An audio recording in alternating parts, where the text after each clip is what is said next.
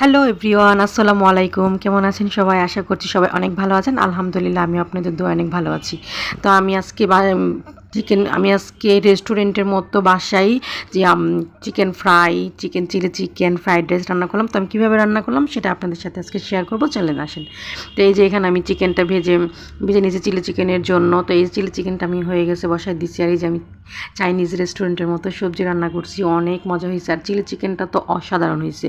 তো আমি এখানে ভিডিওগুলো ভুলে গেছি, নিতে পারি নাই, সো দুঃখিত, কিছু মনে করবেন না। আর এখানে আমি ফ্রাইড রাইসের জন্য ডিমটা ভেজে নিচ্ছি, আর আমার আম্মু ছাদে লার্কি চুলায় চিকেনটা ফ্রাই করতেছে। তো এই দেখেন চিকেন ফ্রাইটা কত সুন্দর হয়েছে দেখতে, কত ইয়ামি হয়েছে, আর অনেক ক্রিস্পি হয়েছে, আর খেতে তো অসাধারণ অসাধারণ, অনেক মজা হয়েছে। তো এখানে আমাদের চিকেন ফ্রাইটাও ভাজা শেষ। এখন আমি ফ্রাইড রাইসটা রান্না করব। ফ্রাইড রাইসের জন্য আমি এখানে পেঁয়াজ কাঁচামরিচ ভেজে নিচ্ছি। তো আমি সবজি কেটে রেখেছি, সবজিটাও আমি এখন রান্না করে নেব।